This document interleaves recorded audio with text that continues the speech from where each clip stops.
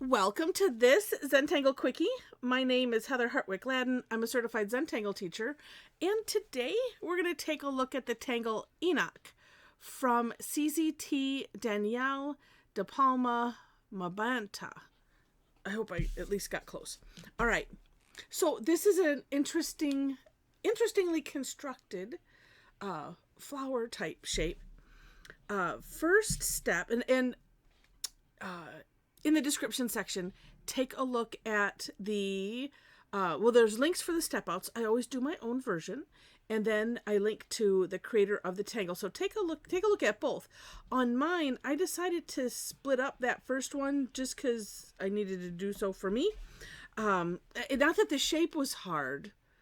It was placement. And I don't know. Sometimes I just need to do that. And a lot of times I think it's a good idea. Sometimes I think, well, that's a little silly.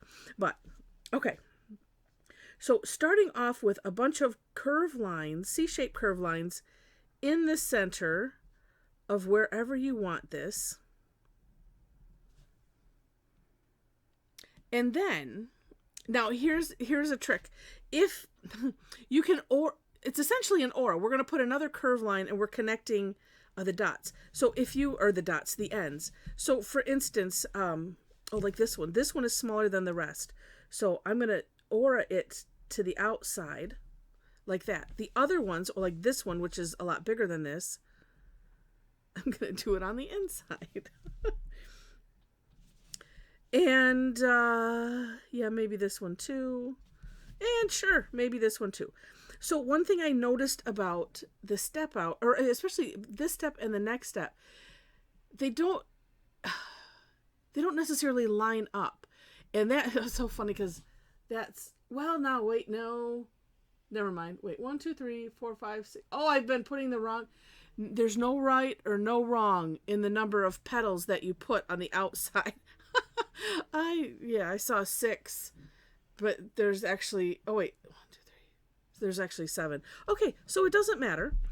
And so just put some really big or bigger than these C-shaped curve lines.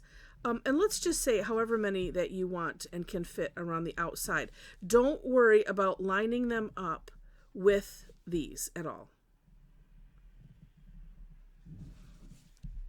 All right. Yeah, it doesn't matter. I just end up with 6.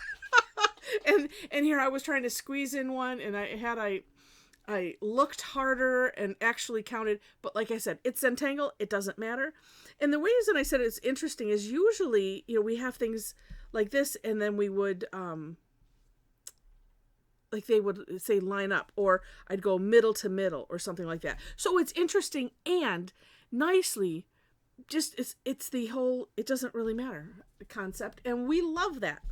Okay, next step, similar to this, I'm going to say essentially aura each shape. So we're going to draw just a slightly larger curve line, and slightly larger or slightly smaller. So if you ended up with one that was like ginormous, which I have been known to do, or just where they're out of, not the right size. So similar to what we did here, just do it on the inside. It's all right. No one's going to know.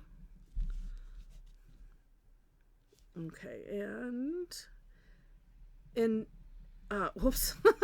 One thing to note is they do merge in, maybe not as quickly as that last one did, but it doesn't matter. All right.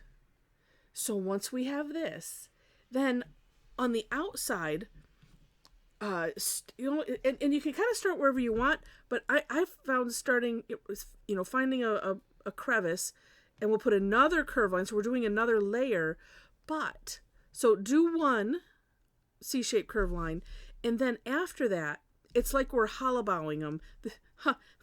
You like my hand motions? It's really hard to talk with your hands while you're on the, under the camera.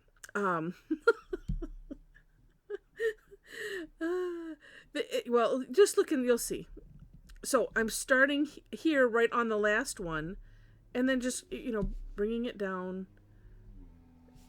And so they're like all tucked. That's what that meant. Tucked. You start to learn my hand motions or my finger motions. It depends on what all you can see.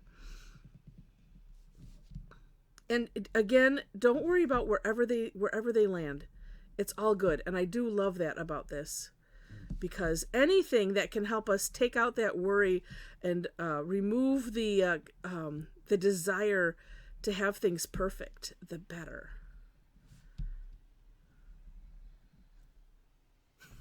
Oh, there we go. And then, so the last one will probably be like this. So it's essentially hollow bowing over to where this, it's, I mean, there's not really a way. You have to start somewhere. So it's just, like I said, it's rather neat. So once you get back to here, then we're going to aura. Now this one, you kind of have to do the inside. So we're just doing the inside like that. And then these ones, so we're not auraing the whole interior shape.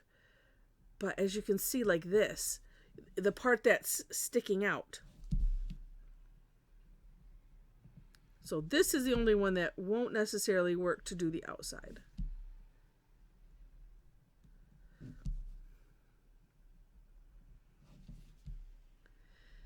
And you might notice, try to have your hand be comfortable. We like to use the natural curve, and so like this, it naturally goes like this, or, well, if I'm doing just a curve line, it's nice to do this because you plant your hand and then make a nice curve line. But then use your other hand to turn the tile. And then you get like a rhythm down. Well, I'm going to take that one all the way in there because it kind of went. And it's just rather nice.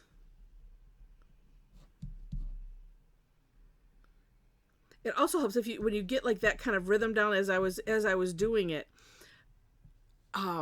It's almost, like hypnotic. It's meditative in its own way because you're not thinking about it. It's just like aura, turn aura, turn aura. It's neat. And so what I think is also amazing in this is because this, honestly, this part bothered me because it's like, well, I must have order. I must have like a way to connect them to each other, not have them floating all by themselves. And actually looking at her step out, some of them kind of touch, some of them don't. They kind of, like mine kind of goes in a circle. I see that, I feel that, emotion, or I don't know what you want to call it. That feeling is like, I don't exactly know what to do. And then the next step is then I have a very quick good talk with myself and say, stop it. Don't worry about it. Just do. And sometimes just kind of exaggerating it. So I put these far away from themselves. It's like, well, that'll teach me for wanting to make it, have some kind of foundation. We're not doing that. We're going to go a different route.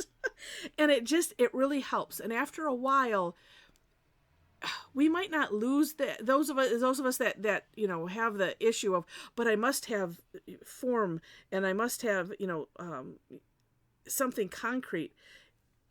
We work our way around it so that way we can have fun with this. If you're like that, I share all of that just to give you hope. That is the reason. Okay, because I know that there's at least 2 people out there that are like, yep, exactly. I know what you're talking about. And I appreciate that. So, all right, well, good. Now nope, that's not my little pencil. I've made it disappear. So let's use the first thing I find. Okay. Shading. So before we even get to shading, you know what? Here's what I want to do, just because it's calling to me to do this. Let's put some freckles, some stippling in the middle. Just cause. Now, the first thing that my brain went is, well, look at all of these places that are tucked. Then we should do some shading within those. A lot of times I like to work from the inside out, but I'm not quite sure what to do with that, quite honestly. So we'll do this. So on this outside, now I'll probably do both of these at the same time while I'm there. So that's my kind of rule of thumb. Where things are tucked, hollow bowed, essentially. That's a great place to add some shading. Ooh, and let's do this 3.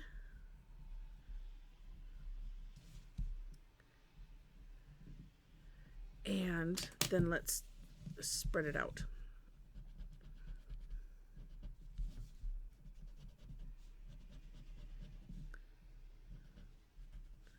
Now, because mine is small, I am trying to be careful to not have the graphite remorse, which means basically to have everything just be gray, and not things that I want to be all gray.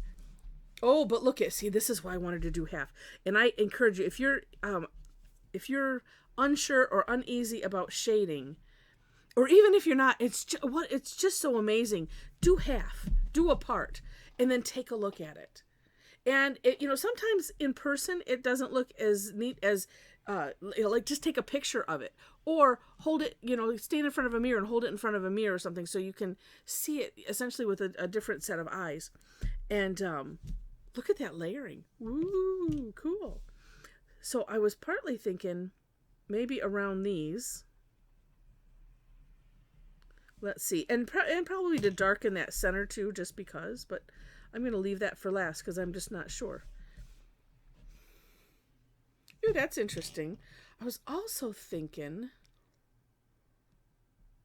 about either right here or slightly in.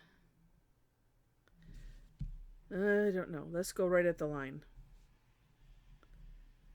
And again, if shading is something that you just don't feel comfortable with, just play and don't worry about it. As Mom says, it's just a piece of paper. I disagree. You can disagree too. We'll disagree together. Oh, that's interesting then. Oh, I like it. Okay, cool. And then we'll do the rest. But the point is that there's no such thing. There's no wrong in Zentangle. Just do, play, and then that's how we figure out, well, I like that or I don't like that. And as we say, when you do something, if something happens that you just really, really don't like, number one, there are ways to course correct. And I usually give, watch several of my videos. There's got to be one in, at least every other one where something kind of goes awry. And I'm like, well, let's see how we work out of that. And I do like to talk about course correcting when it happens. And that's why I like to only do these in one take, because whatever happens, happens. And I think that it's important to share that as well, because there's a lot we can get out of figuring out how to work our way out of something we don't really, something that our pen did that we just don't care for. Oh, like I have to do this part too. Wait, is that what I did? That is what I did. Could just fill those all the way. I might even just fill those solid in black with the pen. That might be cool. Because this, by itself, there's no contrast with it, which is fine. But sometimes it's nice to add a little bit of something. Okay.